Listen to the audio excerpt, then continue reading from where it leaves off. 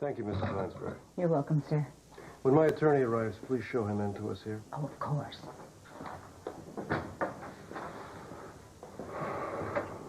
No, I'm not saying that Catherine deserved to die. I'm saying that her life is not worth more than yours. Why should you go to prison for something that she put into motion? Laura, I have no intention of going to prison. Listen, the sole witness to my argument with Catherine was my mother, who can't utter a word. Now, Commissioner Scorpio will question us at length. We will admit nothing. Then Catherine's death will be classified as unsolved. And you and I and Nicholas will be free to go on with our lives.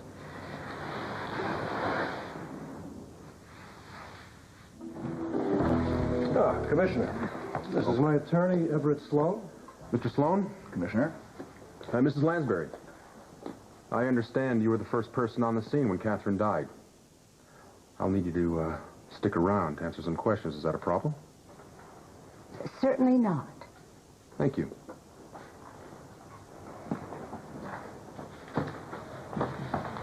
Well, now that Mrs. Lansbury has assured you of her cooperation, perhaps we get started. I'd rather wait until all the suspects are present. Who could you be waiting for? Everyone who spoke to Catherine that night is here. You asked to see me, Commissioner. Mr. Sloan, please explain to the Commissioner that my son isn't needed here. Mr. Sloan is not in charge of this investigation. I am. Catherine was engaged to Nicholas. She fell to her death while allegedly pregnant with his child. Allegedly? According to the autopsy, Catherine died from massive head trauma.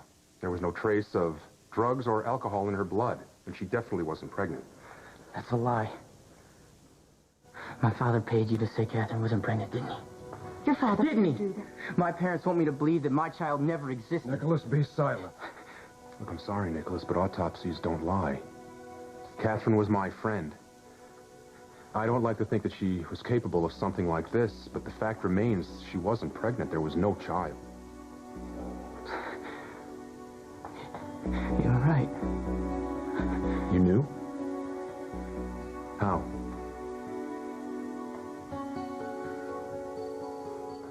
How did you know Catherine wasn't pregnant? Laura? Mrs. Spencer is under no obligation to divulge the source of her information. Elena told her.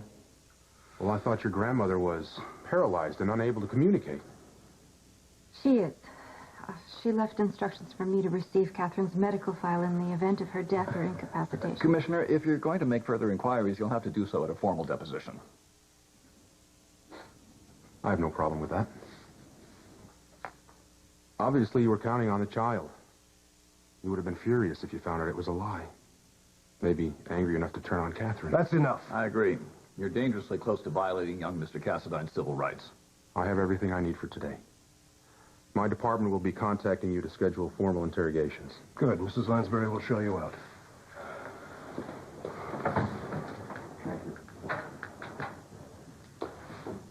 I can't help you if you won't follow my advice. Please, from now on, let me field the questions and only answer when I tell you to. We understand. Thank you, Mr. Sloan. I will contact you as soon as the police call to arrange the interrogations. Good. Good day. Nicholas?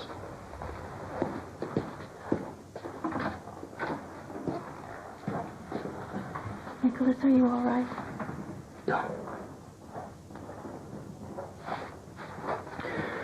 You both tried to warn me, but I wouldn't listen. Nicholas, you were only trying to do the honorable thing. Please don't patronize me. One thing I don't need to hear right now are well-meaning I told you so's.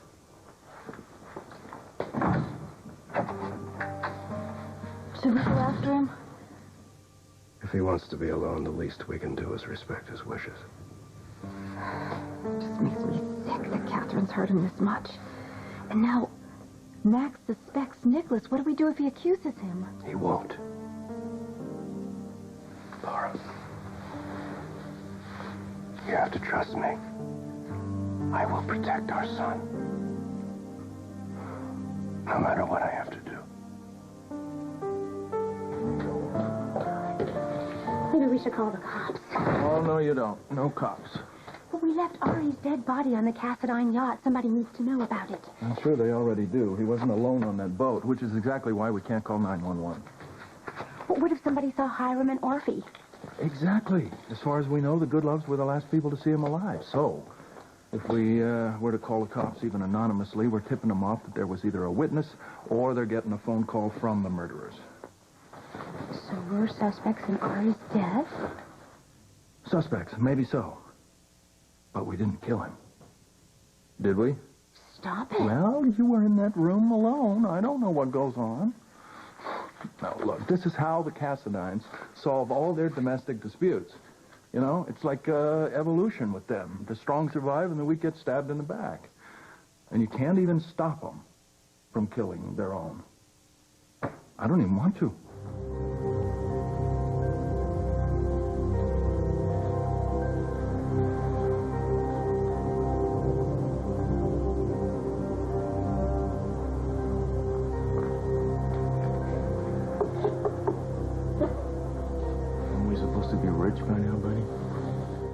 Mac doesn't believe us. You know, this isn't just any murder investigation for him. He was in love with Catherine once. You know, and there's also his professional pride. I'm sure the police department and the DA's office are still feeling pretty embarrassed after what happened last year when Helena made fools out of everyone. I mean, what if he holds all of that against you? Laura, it doesn't really matter what Max Scorpio thinks or suspects. We are each other's alibi. If I say you were with me in that study when Catherine fell, and you say the same thing, he can't prove otherwise. I don't know. I'm just so worried. I mean, what if something goes wrong? Nothing can go wrong if we don't let it. I don't want to lose you. You won't.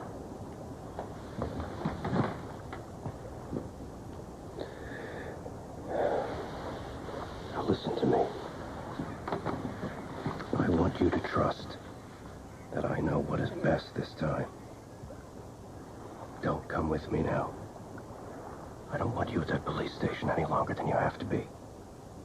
I'll wait for you there. Okay. All right. I'll see you later.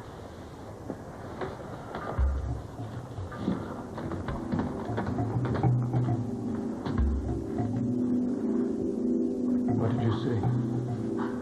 I heard a scream, and I looked in that direction, and I saw Miss Bell start to fall. I glimpsed someone behind her, blonde hair.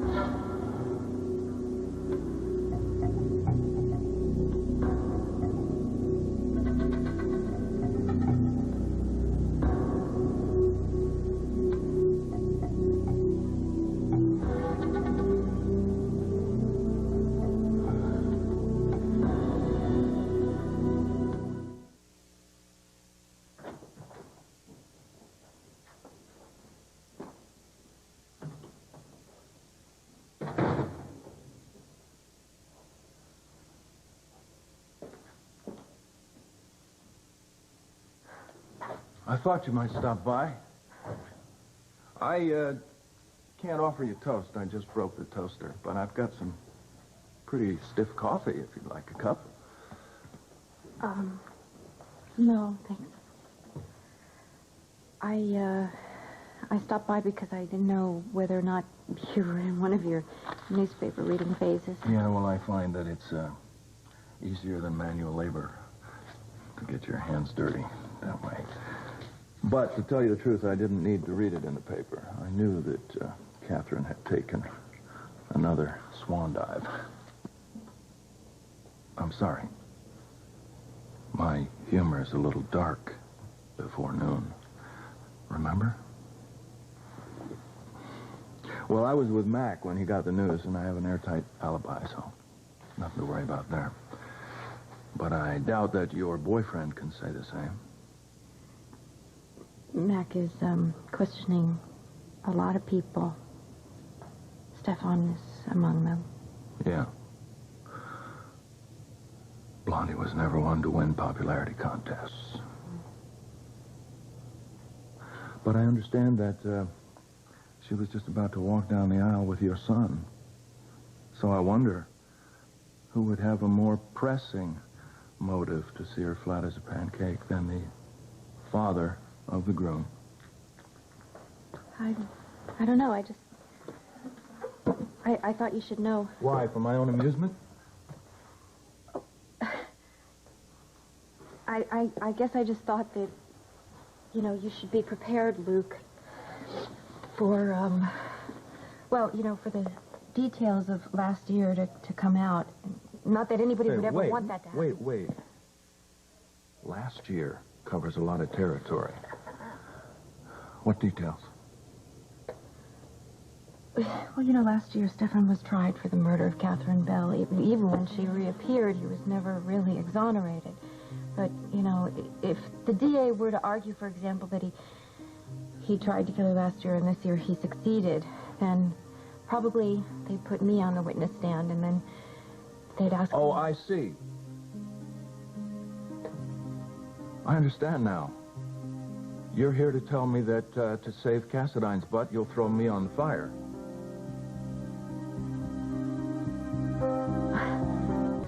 What you're saying is impossible. Laura was with me in the study when Catherine fell. I'm willing to sign anything you want. I'll swear to it under oath. I'm sure, but you hardly make an impartial witness. The caterer, on the other hand, is a different story. You see, he was doing whatever caterers do before weddings. When he looked up and he saw a blonde woman push Catherine over the parapet. I haven't shown him a photograph of Laura yet. Any bets on what he'll say when I do? The man's lying. He has no reason to. To have a clear view of the parapet, he would have had to have been in the courtyard. Had he been, Mrs. Lansbury would have seen him. So now you're an expert on what Mrs. Lansbury did or didn't see.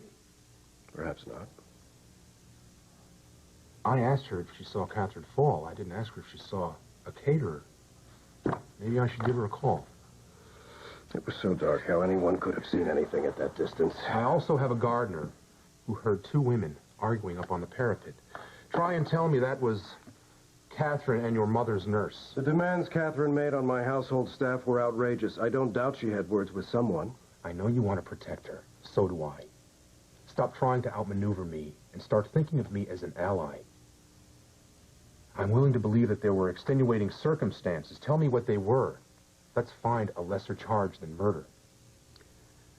Laura was with me in the study. She found out Catherine wasn't pregnant, that her only surviving son was being trapped by a lie. It's something the Catherine that I knew would never have done until she met you. Laura confronted her. They argued, they struggled. Maybe she fell by accident.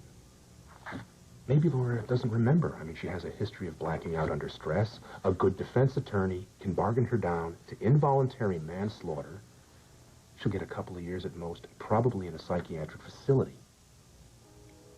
I want my attorney. You are not a suspect. Then either let me call him or I'll leave.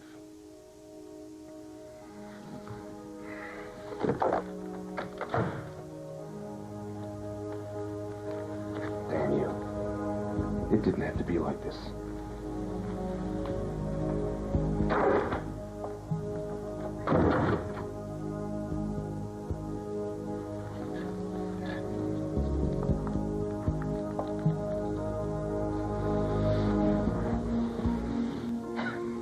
My God.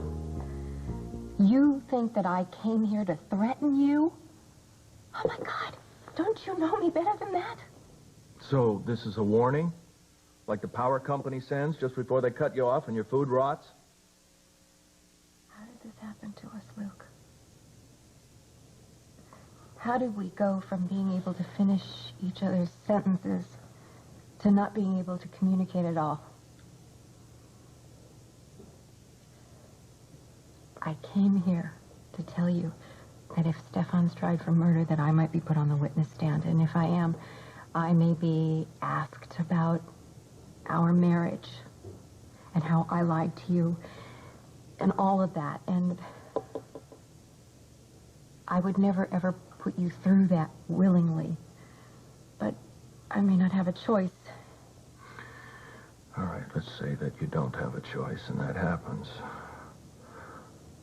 Let's say that to save Stefan, you have to tell the police that I was responsible for Catherine's last swan dive. No, I can't imagine that would ever happen that way. Well, try, Laura. By now, you and I ought to be masters of the unimaginable. Oh, come on. I swear I can't win with you, you know? You know something?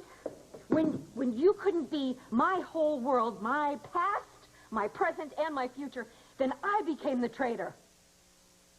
And even now, when I'm here to tell you how important you are to me, and always will be, I'm still a traitor. No, now, wait a minute. Be careful. It's taken you about half your life to get your priorities clear. Don't muddy the waters now when I know exactly where I stand.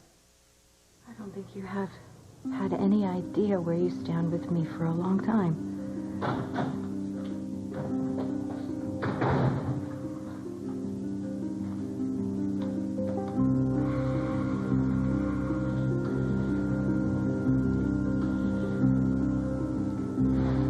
Anything else?